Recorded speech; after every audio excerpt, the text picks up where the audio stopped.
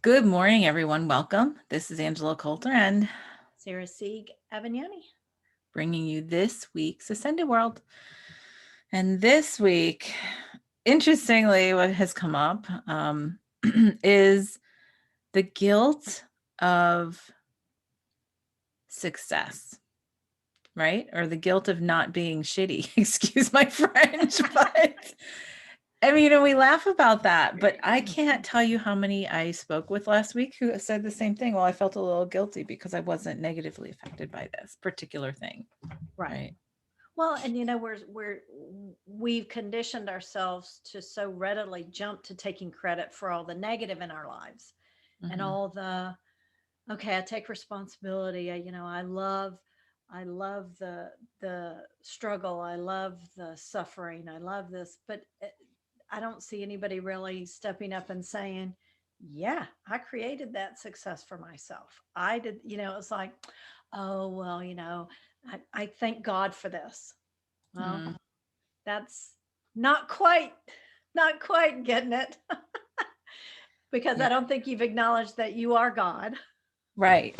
Well, that's right. And we were talking about that, last night is like, well, when you say, well, God took care of me, it's like, well, I am God, so that means I did take care of me, which means I created this, which Right, but is you're not quite bringing it that full circle. right, right. Yeah. And so we identify so much with like the negativity. So with last week, the context a lot of times had to do with, say, like in Texas, where you are, in the wacky weather thing that Right, happened. right. I mean, I had a nice warm house.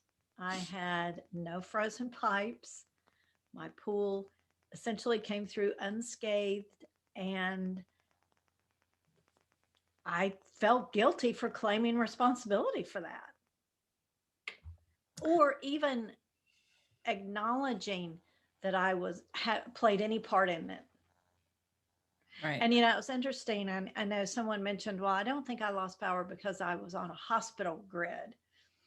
And I was talking to my husband about that, and he goes, they don't take that into consideration because hospitals, in order to actually operate, have to have generators to go for days Right. with no electricity because it can't be guaranteed. So I'm not sure they took that into consideration, but Right. that was kind of a side note. Well, but no, it's a good example because we sit there and say, "Good morning, Yasmin." We say that and we'll make excuses, or we'll say, "Oh, I'm so lucky," right? Absolutely. I'm so fortunate. Right. Which it's not that that's bad to say it's I'm so fortunate, Right. but usually it's with the intention of saying, "Oh, I'm so lucky that this happened." And I Um, and I know I felt like I didn't want to jinx it. I didn't want to talk about it. I didn't want to, because I was like, because I don't want to do that. I don't want right, to do the icicles from the ceiling and sheetrock everywhere, and I was afraid to say anything because I right. didn't want to jinx myself. Right, which is a belief in itself, and then you create the opportunity for that, right? Right. In doing so. And so like, we started like and I talked to multiple people in Texas last week who said the same thing, like, okay, well, almost felt guilty for the fact that I enjoyed myself because, we Right. hardly ever get snow. And, like somebody I And it know, was beautiful. yeah, and somebody we know, it's like, well, I'm gonna video myself, sledding with my kid, and then, oh, well, maybe I shouldn't put that up because people are gonna think badly of me because I'm having fun while others are Right. having, horrific stuff. And then others that, like so many, and then another, oh well, I had no power for like 10 hours and then it was fine.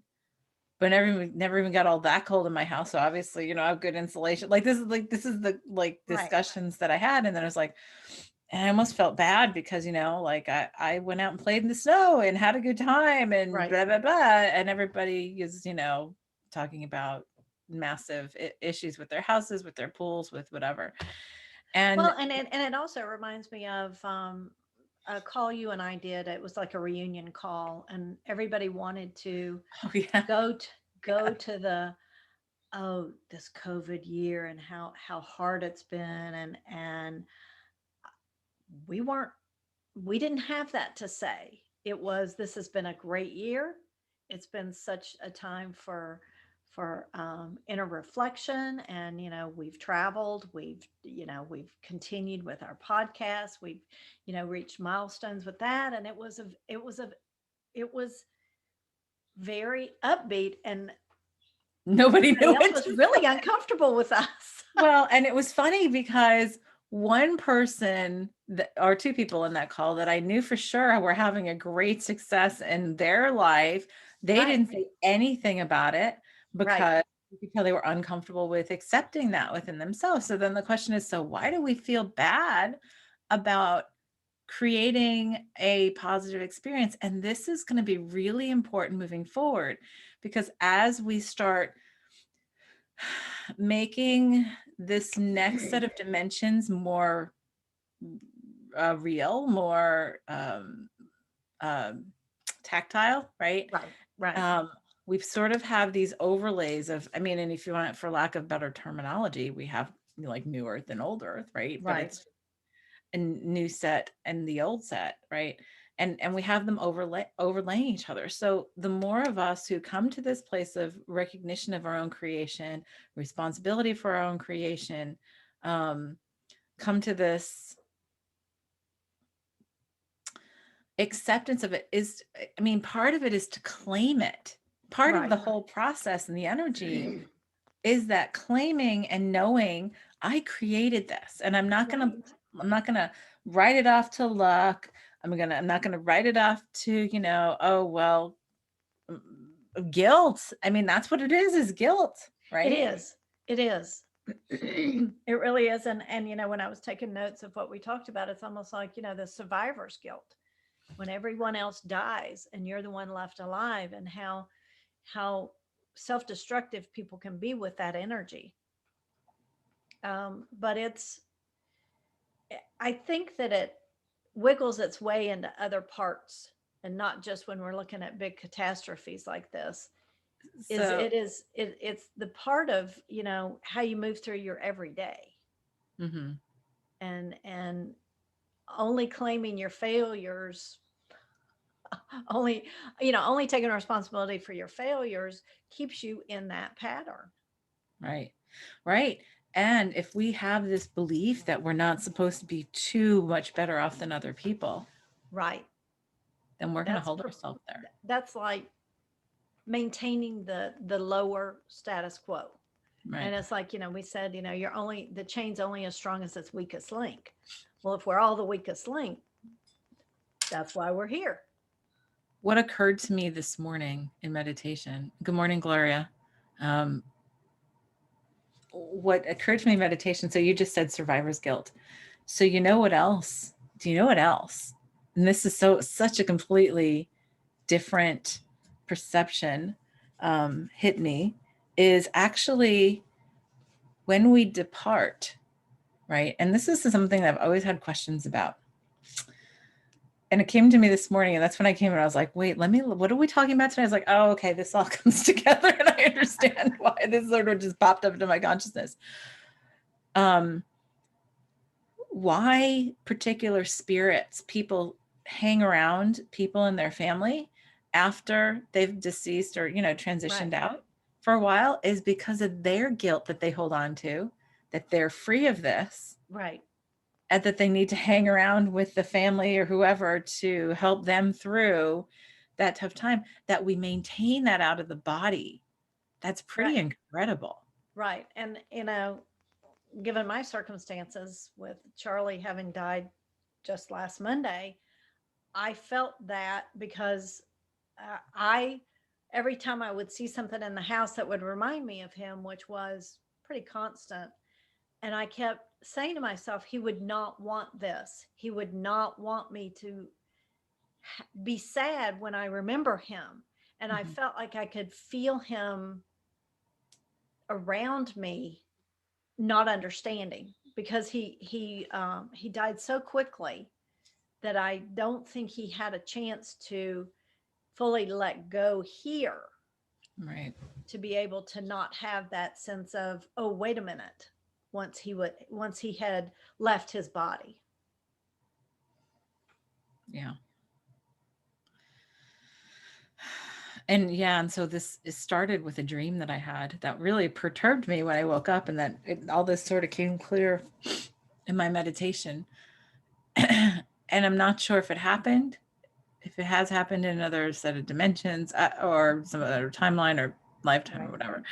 But I was with my family in like this really big, really luxurious resort someplace on vacation, and it got taken hostage by some terrorists. This is such a bizarre dream. I don't think I've ever had a dream like this before. Wow. That's why I woke up and I was like, where did that come from?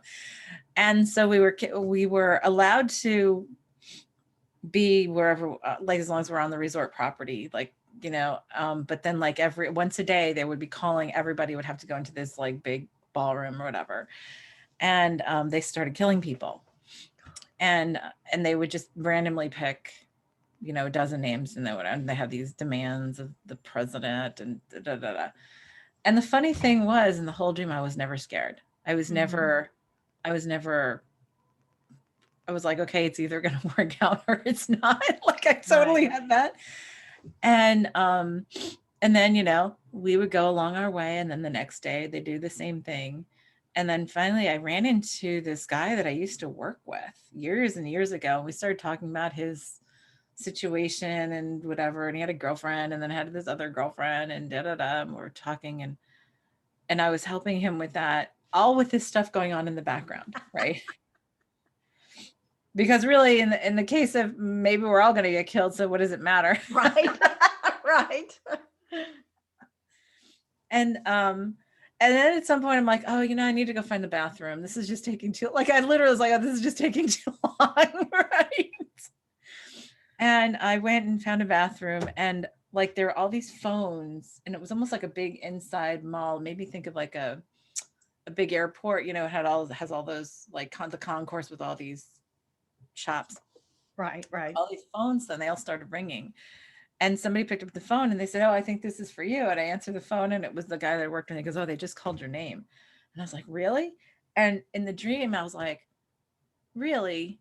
And I was really torn between whether I should go to the bathroom first or whether I should just go, right? And I was like, and in that moment I had such a confusing set of emotions, because it was not that I didn't want to die or that I was like afraid of dying. It was, but my family's here and they're going to watch me die. Like it was more that Right. I was upset for them Right. than I was for me. And that was when I woke up, and I was so like in this weird place this morning when I woke up, because I'm like, what a weird dream to have. Right. Right. Yeah. And then I realized that, oh, well, yeah. And then I was out there and I was like, okay, well, is it guilt of being successful, being in this big, beautiful Mhm. resort, right? That I'm going to be punished for, like that, to be punished for that, to be punished for whatever, to be a target. Like, so I was doing all this shifting on that. And then finally then it came down to this, seeing the deceased who are stuck with their families or loved ones because they're still holding on to some guilt Right. about leaving their families behind, because their families are so connected egotistically to the death and grieving and whatever. And I was Yeah. like, oh, how did I never see that before? Right. Right. And I always said, every time I've gone to cemeteries and connected in to the energy of the cemetery, like pretty much 98% of the time, anything that I feel is the grief and mourning of those who've been left behind, and not the ones who've passed Oh, over. absolutely. Absolutely. Right. Yeah. And I think that anytime you look at things like in houses that need clearing, it's that. It is. It's not, it's those that have been left behind that are holding someone here. Yep. Yep. So, and so that's like quite, and you think that's different than what we're talking about, but it's not, because we can't No. even own up to that I'm fine while everything around me is crumbling. And we're going through this extreme Right. period right now where we have a lot of stuff crumbling. So whether it's the snow and electricity in Texas this week, or it's the volcano next week, or it's the tsunami the week after that, Right. or it's The poles flipping. poles flipping, which we're waiting for any moment now. Right. Exactly. Exactly. And so it's a weird, if we can't even say, or even just having people stick around us, Right. right? Yep. And it's not bragging, because then right away we jump to, oh, it's bragging, it's being prideful, right, which is considered a sin, like all that kind of stuff. But it's truly just saying, how's the conversation go when somebody's going on and on and on about their woes, and you're like, oh, and well, how are you? I'm fine, I'm good. And the conversation ends. It does. Right. And we have this compulsion, socially, I was going to say sociologically, but no difference. Right. We have this compulsion to connect via drama, right? Right. One of the Misery reasons, loves company. right? Oh God, how many times do we say that, right? Right. Exactly. And then we finally get to a point where we're not living that. And I mean, I've noticed that like one of the biggest habits to break is to not allow yourself to get pulled into that, because at some level you believe, I have to do that. I have to Right. drag myself down to be a part of the human condition. Well, and socially, there's the pressure to do that. And those that are, always stressed and always spread too thin are those that are praised for, oh, look at how much they're doing, look at how much they're giving, look at, and it, that brings up a whole nother level of guilt when you're not participating in that. Right. Well, because you should feel guilty about having a lot of stuff while other people don't. So therefore you need to sacrifice to do something to hurt yourself, or, or like Right. to deplete yourself with Right. others. And it's like, wow, that's so coming from this perception of lack, right? It continues that role of, I've got to be in a role of lack to be a part of this whole existence, Right. and Well, it's not. and there's so many ways to look at this because I know here in Texas, the whole politics around the what happened, the Mhm, infrastructure or lack of, and then in the middle of it, one of our senators is caught going to Mexico and leaving his dog home in a house without electricity while he flees the country. mhm, So then he comes back, and there are photo ops of him handing out water and stuff in an empty parking lot, and it was all, whatever. But then you get to, okay, here's someone who is agreed to take on the role of supporting his population, so to speak. mhm. And then he has the resources to go somewhere else. So he was creating that for himself. You know, who's right, who's wrong, Right. or it's all perfect. Yep. Yep. I think part of the perception is the job, right? Well, the job you're taking is to do this, right? But at the same time, Exactly. And it's one of those things where it's like, the backlash from that, which comes from a whole different set of circumstances about just the role he's played prior to that. And but still, it's the same thing. It's like, well, he's created this for himself. right, right. Well, and it's like this, right? How many times I've had, this is where it becomes really, really, really, I don't want to say tricky, but it's a very fine line of consciousness, because we're so used to discounting somebody because, oh, they don't know because they haven't experienced this, right? Exactly. So therefore, so we make it a negative and saying, well, look at how look at what a great example they are because they didn't choose this to experience. So what is it that they're Exactly. doing that I could change that might allow me to free myself of this limitation? Instead, I want to drag you down with me. Well, you Right. don't know because you've not had this, so you're a loser because Well, and you're not, your experience isn't as valuable because you haven't struggled and had to overcome right, something. right, right. Right. And so, um, and we do that all the time because it's like, okay, for people who aren't married and resent not being married, there's a resentment to, oh, well, you're not married. You don't have to worry about that. Like it's all an a be all end all, like it's the best Right. thing. And then people who are married look at people who are single and they're like, oh, well, you don't know the limitations of this and Right. because you're not married. I mean, it's like you don't know because you don't have this challenge. So you are not as good as me because you're not as limited as me, right? Which is so Right. like anti-intuitive. Right. Well, and I mean, even if you look at books that are published and success stories and things, nobody wants to read that you were born wealthy. You got your parents paid for your college education. You applied it. You have this great company, and you've made a lot of money. Nobody wants to hear about that. They want to hear about somebody's struggles. They want to hear about what they had to overcome and their journey, Yes. whether and it better be, I went from this extreme to this extreme, Right. and we just flock to that Right. instead of saying, I chose to create this, easy, gracefully, through joy filled paths. People are like, what fun is that? Oh, that's boring. Right, right. I get no sensation with that.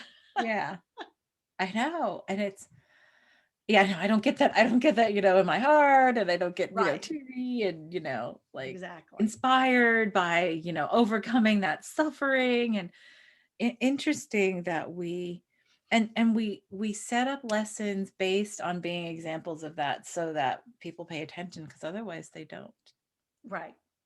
traditionally. Now that's shifting, hopefully, but because really, that's really the challenge of like even the Trinity practice, that we do and whatever is that, okay, so it is allowing yourself to have it, to do it easily, right? To do Easily. it powerfully and easily without a ton of ritual or ceremony, with the simplicity of the power of allness, right? Of being that whole. And like many are like, that's too powerful. Or yeah, that's too hard to convince people that it works. Right, because it's not like a funny, ritual. Like I don't stand on my head and open Right. one eye or whatever. Right. But And I don't and I'm have not to saying have that. this crystal and this incense, Yeah, and I can only yeah. do it on Tuesday if it's a full moon. And Yes.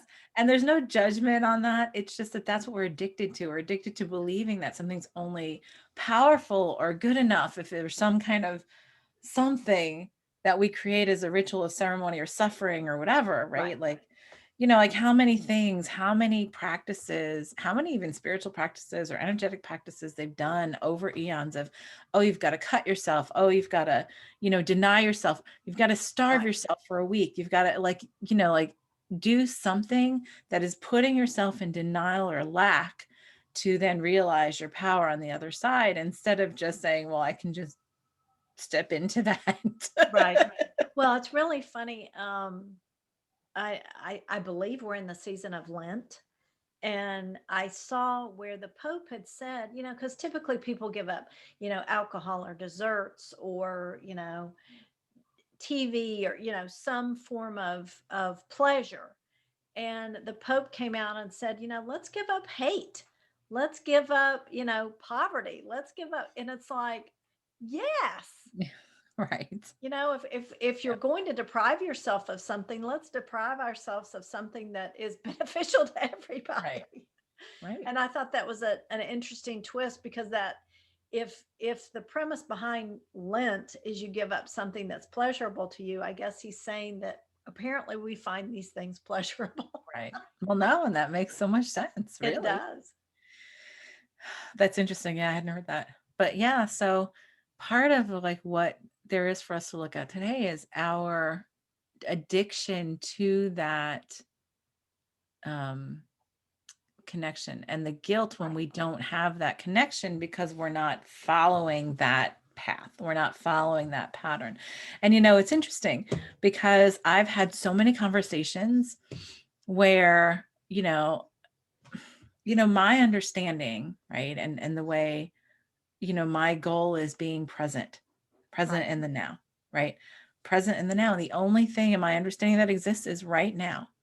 So everything that did not happen in this moment or does not happen in this moment doesn't exist. It's just in my mind. It's in my, the ego creating history or projection into future and all that kind of stuff. So, you know, there's no difference. So I've come to the place where there's no difference to what was 1 minute ago, 5 minutes ago, 50 years ago, 50 lifetimes ago, because it's all just done. Mm-hmm. But yeah, we do so much in bringing everything forward into every moment, right? Of, oh, well, you did this and you didn't do Right. this. And let me hear your suffering. Let me hear of your thing. And so I'm like, okay, but if you look at the bigger picture, right? And then we start looking at, well, we're all the same. We're fractals of the same huge, divine consciousness. Well, then I have had your experiences because I'm Right. you Right. and vice Yep. versa. And okay, so we want to take out logistics of that as well. Okay, even if I'm not suffering now, who says I didn't suffer 20 years ago? Who says I didn't suffer 20 lifetimes ago? What does that make any difference? We've all had Right. those experiences. We've Right. chosen, we wanted to have them Right. here because that's a set of dimensions that we created, and it's great and it's been phenomenal, and we have loved the misery Right. We have. We have. and suffering and and depriving, like I was talking about last week in one of the forums that we discussed, whether it was here or my thing on Thursday or share or class, I don't even know, it's been such a full week. But Right. it's like the realization that we have negative reinforcement when we die, and that's part of why we create suffering at the and in the dying process, so that when we are released, we release ourselves from the density of these by this part of our consciousness. It is such a rush. It's like Right. a free, it's like a junkie. We get addicted to that Right. too. Right. Well, And and I think part of the reason why we have to set up some catastrophic event to transition is because either we feel guilty for leaving or we love this so much that we don't want to leave and that we have to enter ourselves into a circumstance that we can't back out of right. or A, believe fa- that we can't a back out fail of. safe sort of. Right. Exactly. Exactly. Nope, you're gonna know it's time to go, and then you're not gonna want to go, and you're gonna teeter, and you're gonna, Well, and the judgment of, what do you mean? You're just going to go from those around you. It's like, oh no, we're not having that.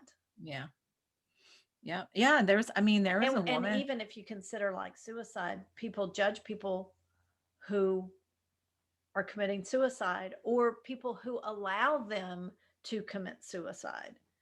Oh, that's just, it's illegal and, Well, not what a and not only horrible that, person you are. and how selfish they were for committing suicide.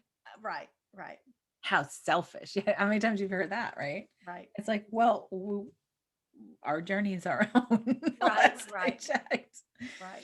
But yeah, there is a individual I was working with who I had worked with, her and her husband a while back, because he had a terminal illness, um and I had said to them multiple times, this is the goal is to come to peace with where you are. And then yes, can you change it? Absolutely. Will you change it? It's up to you. And if it serves the bigger purpose, if it's a part of the bigger picture to exit this way, then no, you won't change it. And it's not that you failed, it's that maybe it's the importance of coming to peace with where you are and the accepting what you've chosen, so that you don't come back and do it again in the same way, Right, you right. know. Anyway, so fast forward, because I was, I don't know, 5, 6 years ago, and he passed away. not too long ago, and his wife came, and she was always so, and the thing that I always worked with her on was how distraught she was, that she had to take care of him. He was always one that took care of everybody else, and all this kind of stuff. And yeah, and so you say this, so I'll say this, and it sounds like I'm judging her, but I'm not. It's what we do, right? There was this anger that she had deep down that he was doing this, right? And that she had to take care of him. She was so tired, blah, blah, blah. Right. Right. And I would say to her, well, so then look at your anger at why, you have to take care of him now. Oh, no, no. And like, cause then you don't want to own up to that. You judge the Right. judgment. And it's like, but you don't resolve this until we own up to it and have responsibility for it to say, okay, well, then what is there for me to shift? Well, anyway, all she would ask me, it was like, well, can he change this? Can he really change this? And I'm like, he can change this, but it's his choice. Right. Right. We could do all the energy work in the world. And if he's choosing his path out that way, that is his choice. Exactly. And so he passed away, and then she came to see me, and she was all still the same. And she's like, well, I just want to know he's okay. And da, da, da. And he was there with her. And it was like when I tuned into him, all I saw was like sitting in an empty locker room, like sitting on this bench, like he's waiting. Right. And I said to her, I said, well, he's sort of like in this locker room. I said, I don't know what that means. Was he in a sport? She goes, not for a long time. And I said, okay.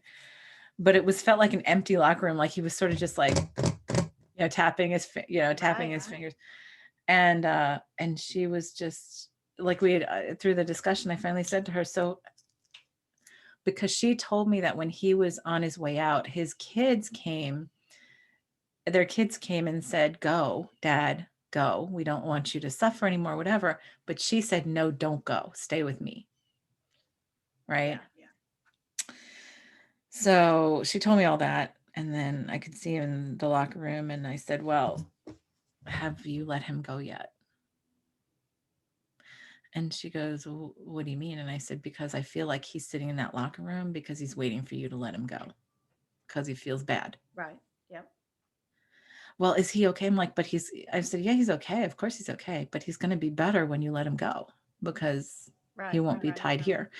And it's funny is that I didn't really connect that until we talked about that now, but that's exactly that connection of like, how dare you? How dare you be free of this? How dare you leave the suffering, And there are people, and we say that like, how would somebody want somebody to stay and be sick and suffer versus be free and, expansive back into the wholeness? Well, it's because we want them to suffer with us. Right. Right.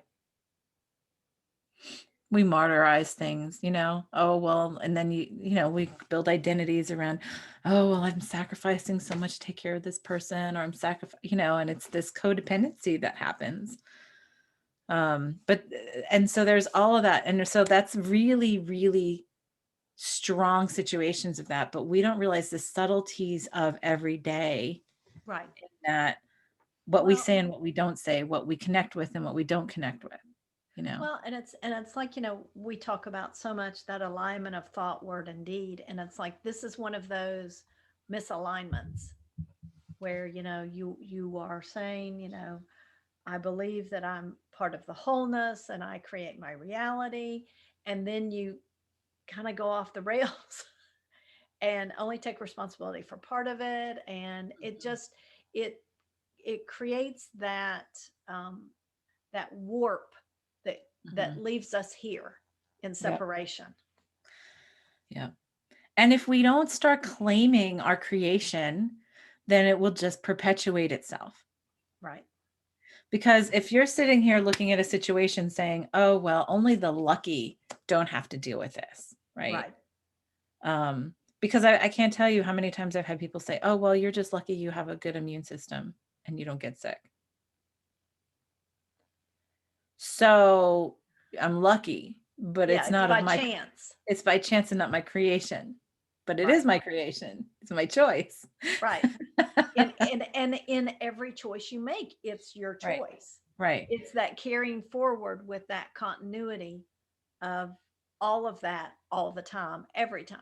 Yeah. And I mean, I've had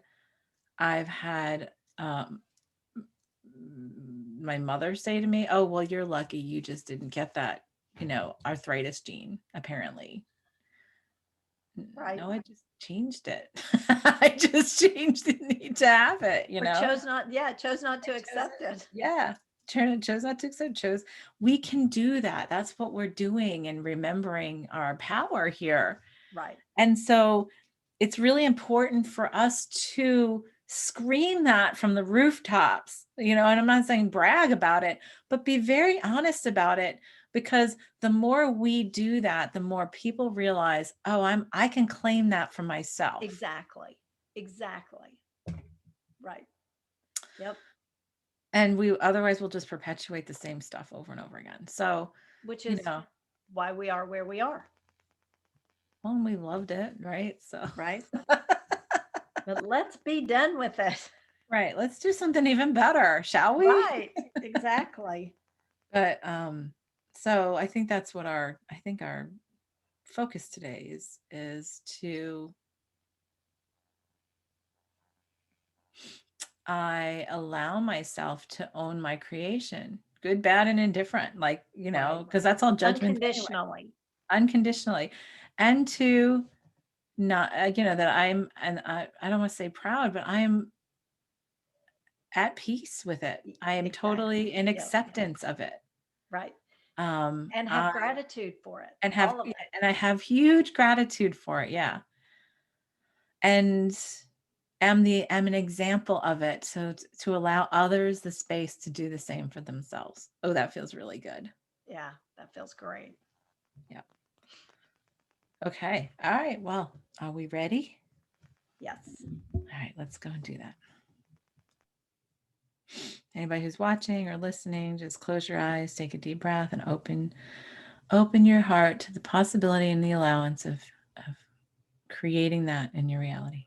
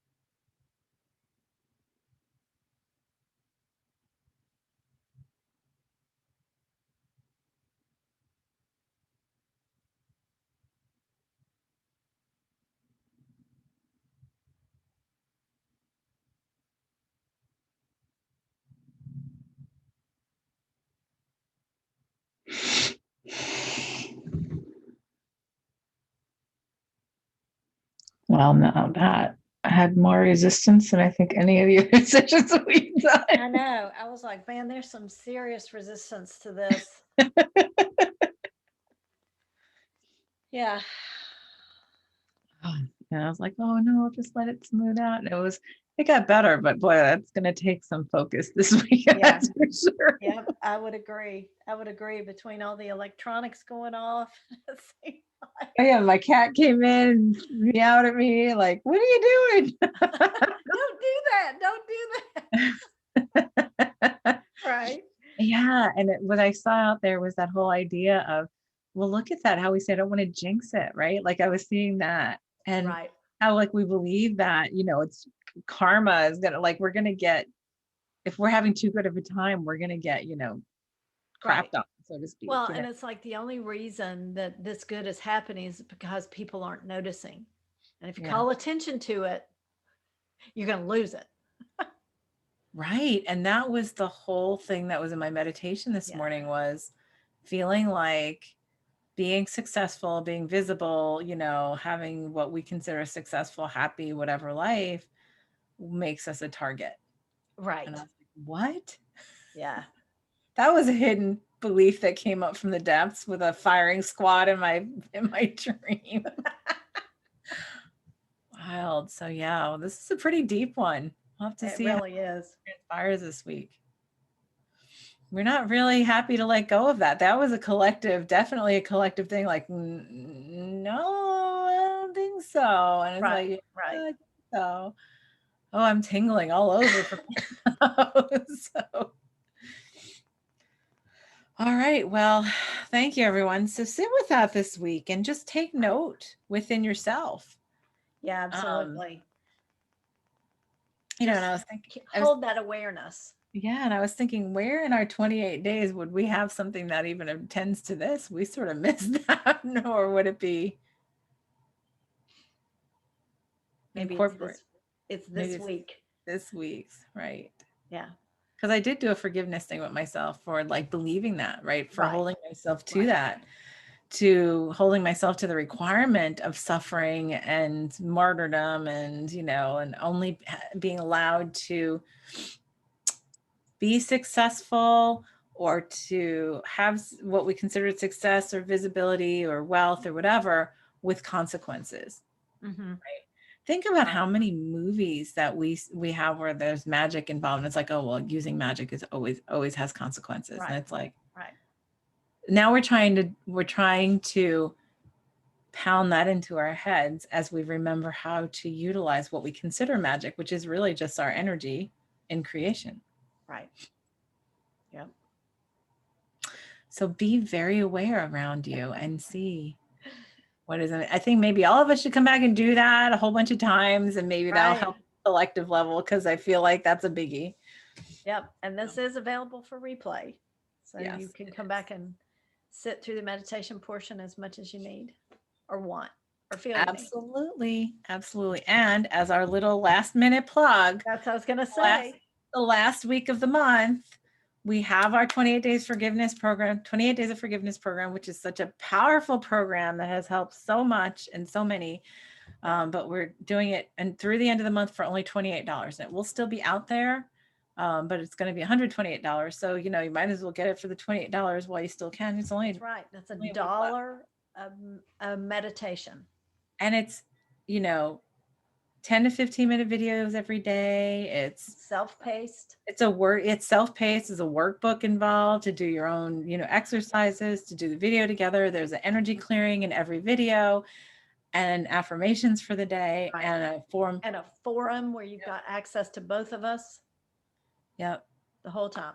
And each other where we can all discuss and whatever. And Right. so we will be continuing doing the program after, but it's going to go up to $128. So, which is right. still a deal, by the way, It because really is a deal. honestly, it's worth like $2,800. I mean, it's easily, but so go and do that. $28. Come on.